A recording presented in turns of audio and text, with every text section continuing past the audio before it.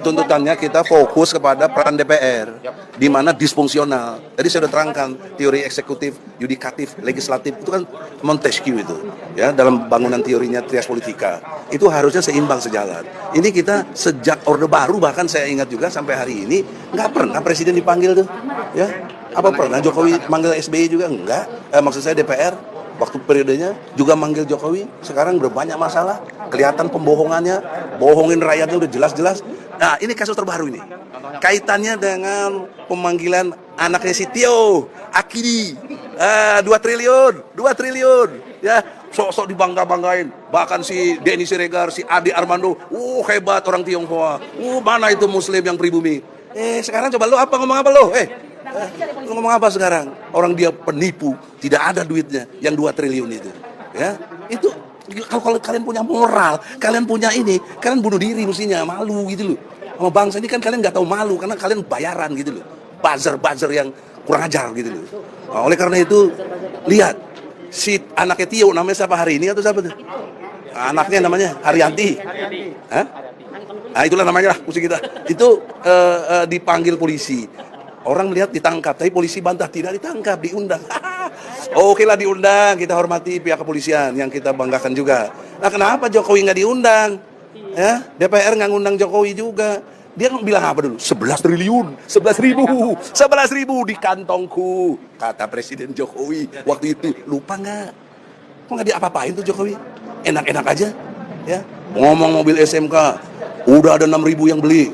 Closing statementnya, saudara-saudara, adalah sejarah perjalanan eksekutif, yudikatif, dan legislatif, paham dari trias politika yang kita anut, ini udah amat sangat timpang dan selalu heavy-nya kepada eksekutif.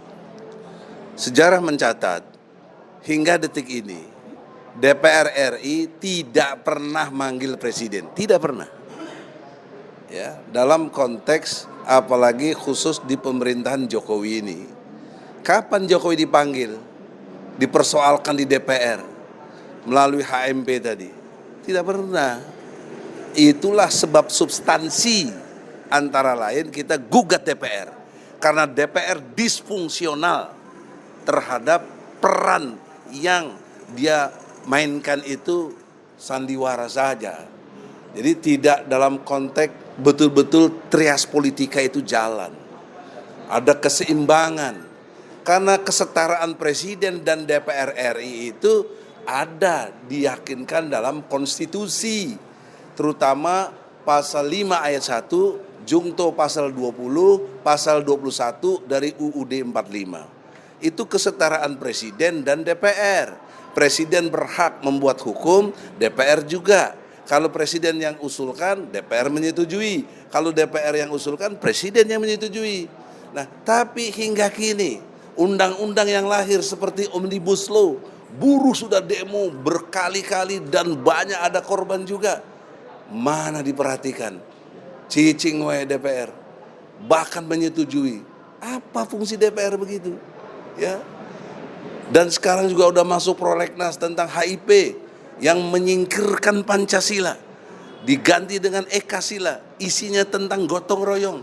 Itu maunya dari Ibu Megawati yang kita lihat dari pidato-pidatonya, bahkan mengecam Pancasila itu apa juga sudah disetujui untuk jadi prolegnas. Tinggal dibahas, tinggal lihat situasinya, ya. Juga banyak lagi yang lain yang membuat kita tidak berdaya. Betul kata tadi prinsipal, apa artinya DPR mewakili rakyat? Tolong nanti persiapkanlah kami gugat itu karena Anda disfungsional. Anda tidak menjalankan trias politika yang kita anut, yang kita sepakati dalam berdemokrasi. Oleh karena itulah, tidak bermaksud menggurui DPR RI, tapi sudi kiranya Anda orang-orang yang terhormat, terpelajar, ya, orang-orang yang berduit, ya. Karena rata-rata kalau nggak berduit nggak bisa jadi DPR. Bagaimana? Ya, kita kan tahu lah, jual beli suaranya juga kita tahu. Mainan sama KPU-nya kita tahu. Tuh lihat tuh, siapa namanya, Iwan apa siapa tuh yang dari KPU. 400 juta aja ditimpe juga. Iwan Setiawan itu.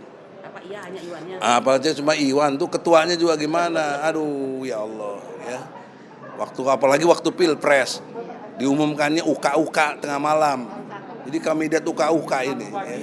Ya. Oleh karena itulah kritik keras kita, jangan dianggap kita ini pembangkang. Kita ini melaksanakan trias politika yang kalian wakili sebagai rakyat, tapi kalian nggak berfungsi, maka kami rakyat langsung berfungsi jadinya. Itu logika yang harus dibangun secara demokrasi. Jangan ada yang tersinggung dari para wakil ketua. Ya, saya kenal semua, dan mereka insya Allah kenal juga dengan saya. Tapi nggak ada urusan dengan kenal mengenal. Ini urusan bernegara, harus sesuai dengan fungsi-fungsi yang kita jalankan. Maka oleh karena itu tidak bermaksud juga untuk so jago. Maka tolonglah nanti mediasi tanggal 10 Agustus Anda betul-betul berfungsi mewakili rakyat, bukan mewakili pemerintah. Apalagi dari yang teman-teman kita PDIP yang jelas-jelas wakilnya itu jadi presiden, petugas partai malah. Ya. Apa Anda mau berani berbeda pendapat dengan presiden? Kalau iya luar biasa, jalan fungsinya Anda. Tapi kalau Anda iya saja, udah nggak usah lah. Ya, untuk apa? Jadi oleh karena itu, dengan hormat, sekali lagi, tanggal 10, Anda berperan dengan elegan, betul-betul sebagai yang mewakili rakyat.